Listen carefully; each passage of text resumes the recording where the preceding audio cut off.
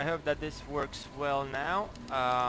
What we are playing today is Resident Evil 2. Resident Evil 2 Remake, to be more precise.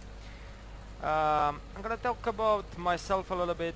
I wrote my thesis on survival horror video games, mostly.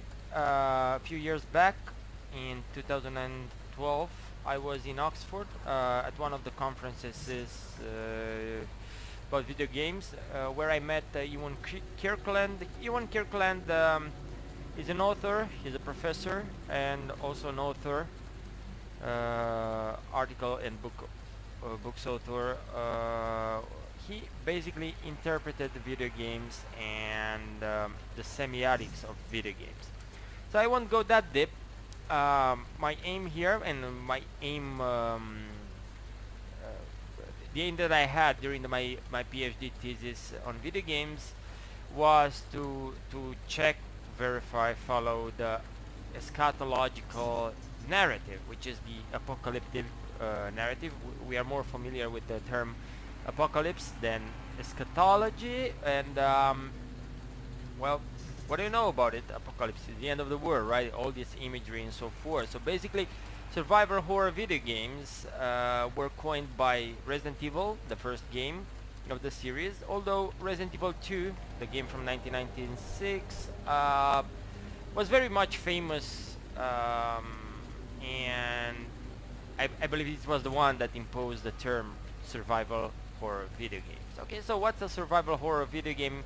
A survival horror video game, as this one is a game where the character, the player, doesn't have much ammo, doesn't have many weapons to use, and it's very difficult to actually play the game in order to survive. So that's what it does, right? The player needs to survive the action, not to beat the hell of out of the monsters, but rather to run, to hide, and go through the whole process.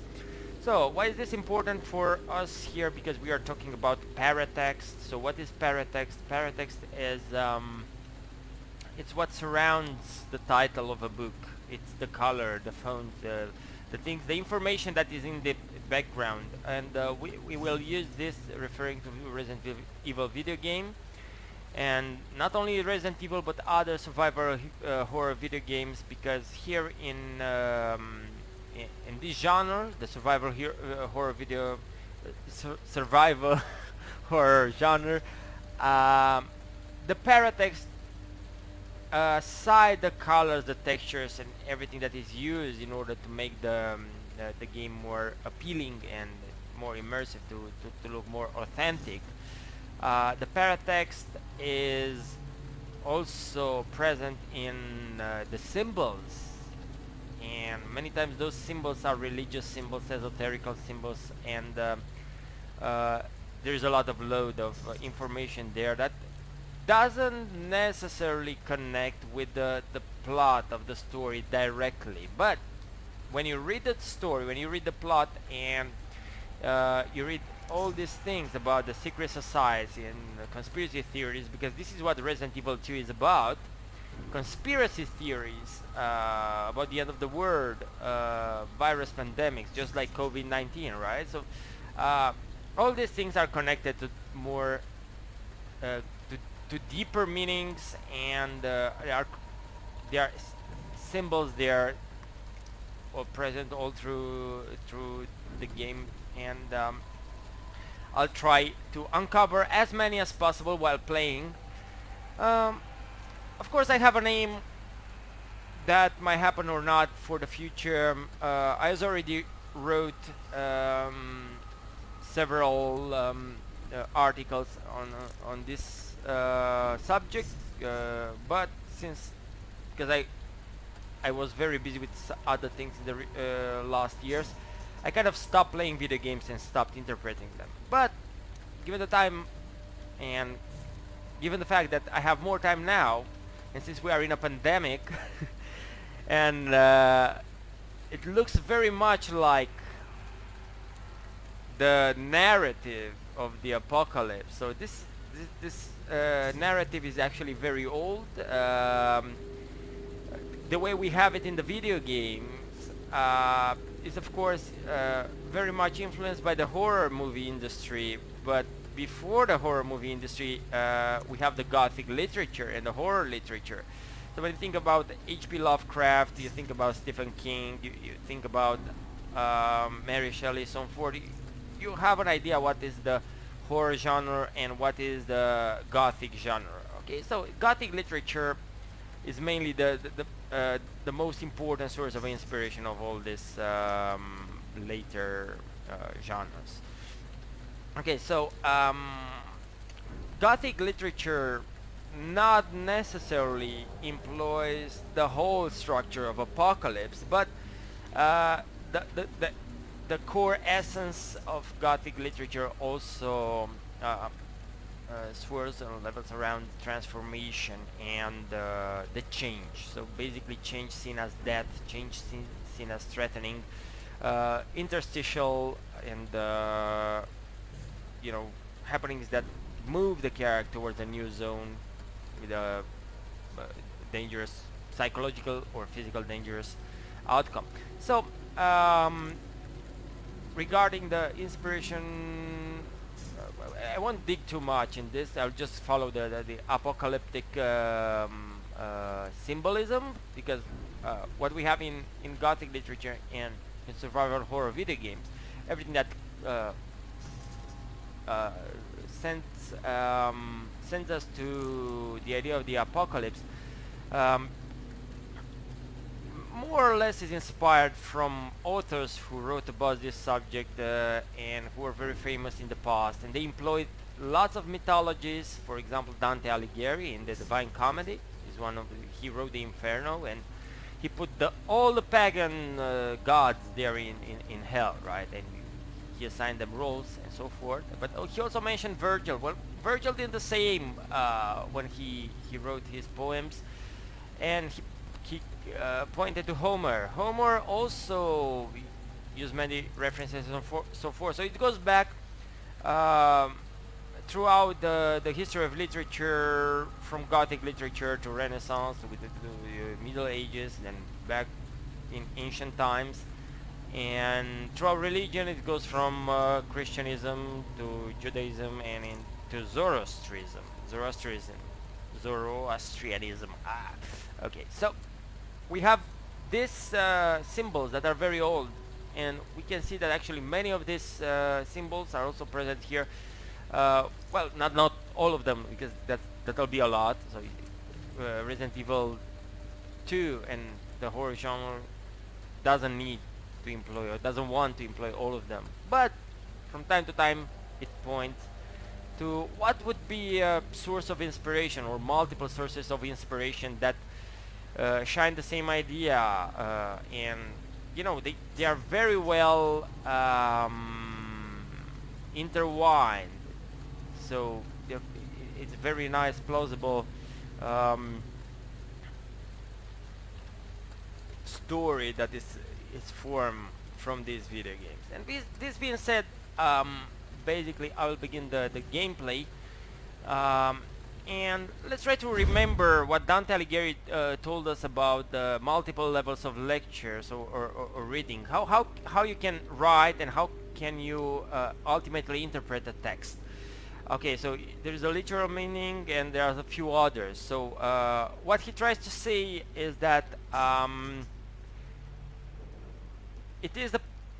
there is a possibility to send a message and another message and another message, just like the Russian Matryoshka dolls. Okay, so you envelop a message into a message into a message. So basically what you have is like a single text that can be interpreted and read in multiple ways.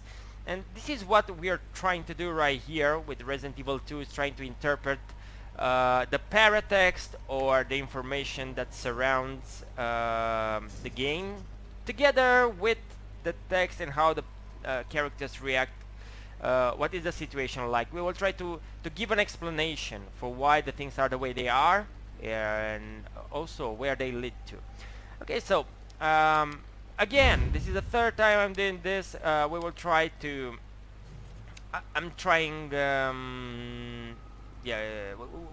we will basically try to begin again the game, and we'll go on with the story as it unfolds. All right, let's see how it is. I'm curious how my streaming goes. I'll just stop now and see the way it looks like on YouTube. Look, Watch man, the beginning. I'm serious, okay? I saw this with my own eyes. Oh, I believe you, buddy. I believe you. Just tell us the story. Tell us the story. Okay, well, it was last Friday night. I was walking home from the bar, and this woman started coming towards me. She was staggering, you know, so I figured she was drunk. Whoa, whoa, whoa. Okay, tell us, be honest now. How many drinks did you have? No, man, I barely had a buzz on. Oh, come on. Look, just listen, all right? She got closer, and I got a good look at her. You had to see her eyes, her nose, her whole face. It looked like it was rotting. Yeah. She looked like a corpse. Like a walking corpse, man. Sounds like my wife.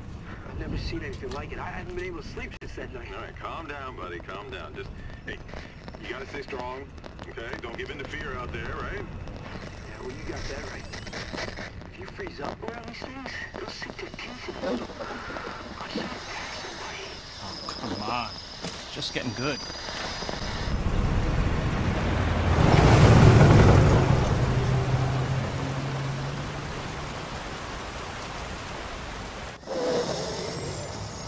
I need some sleep.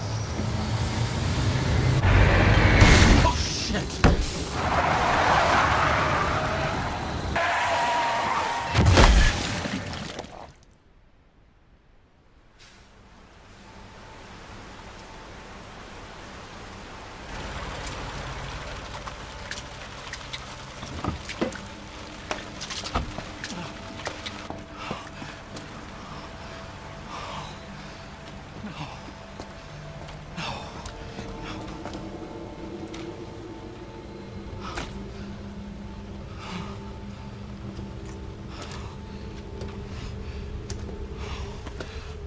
What do I do? What am I gonna do?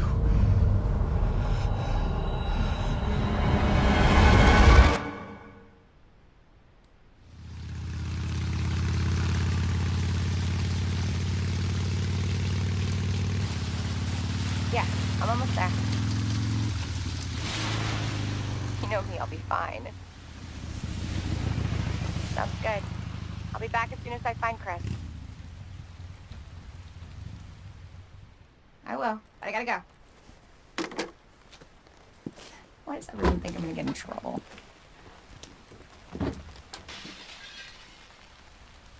What the?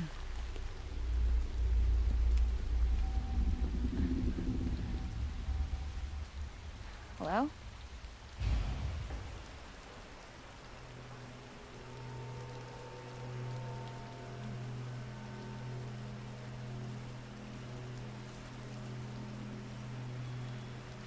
Okay, so basically I don't know if this works.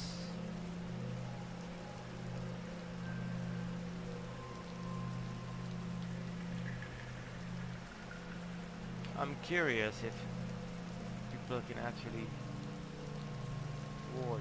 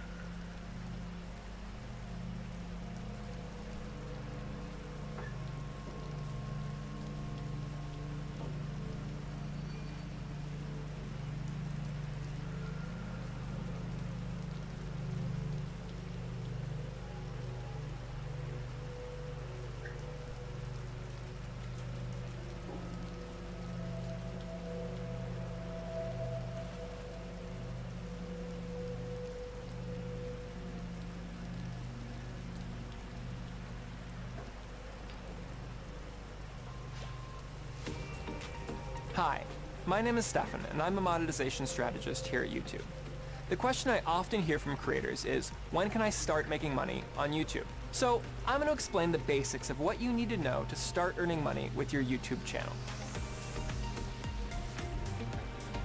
Before you can earn money on your channel, you need an audience. Now, to build an audience, you need to make consistent videos that viewers really like watching. And like anything on YouTube, it's important that your videos follow YouTube's community guidelines. After that's all working for you, you can apply to join the YouTube Partner Program, or YPP, which lets creators monetize their videos on YouTube. To qualify for YPP, you need to be in good standing with YouTube and have 4,000 valid public watch hours in the previous 12 months and at least 1,000 subscribers. Now, we've set these thresholds because we want creators to be good citizens on the platform, and these requirements ensure our teams have enough information to really review your channel. Note that you can only apply to YPP after you cross the watch hour and subscriber thresholds. We'll keep you updated on your progress towards hitting these thresholds in the Monetization tab in YouTube Studio. You can also choose to be notified with an email once you're eligible to apply. Once your channel does hit these thresholds, you'll need to sign the Partner Program terms and sign up for a Google AdSense account. After all of these steps are completed, then your channel will be reviewed against our policies. And if everything looks good, you can start earning money from ads and from YouTube Premium subscribers watching your content. Also, once you're approved for the YouTube Partner Program, there are other revenue streams besides ads that you can tap into. Things like channel memberships or Super Chat, as long as you meet their criteria and they're available in your country. So that's the program in a nutshell. Now I'm going to walk you through some of the most common questions we get. The first is around channel reviews. Say you think your channel qualifies for YPP, but it hasn't been reviewed yet. Well, we usually get back to you in about a month once you hit the review thresholds, but you can find more about your status on the monetization page in YouTube Studio. Until then, keep making great content and focusing on building your audience. Another question that comes up, what if your channel isn't approved? If you're not approved for YPP, it's likely because your channel doesn't meet the YouTube Partner Program policies and community guidelines, in which case you can reapply again in 30 days as long as you still meet the watch hour and subscriber thresholds. Before you reapply, we suggest you read through these policies. There's some links in the video description, and go to the monetization page in your account and review your videos with our YouTube Partner Program policies and community guidelines in mind. The next step is to edit or delete any videos that violate these policies. Once you're successfully in the program, creators often ask, do I have to meet this threshold every year? The short answer is no. However, you do need to stay active with uploads and community posts. If you're inactive on your channel for 6 months and fall below the threshold, we may remove your channel from the partner program. Stay tuned to this channel and the Creator Academy for more insights, including how to get the most out of ads and other monetization features. Thanks, and bye for now.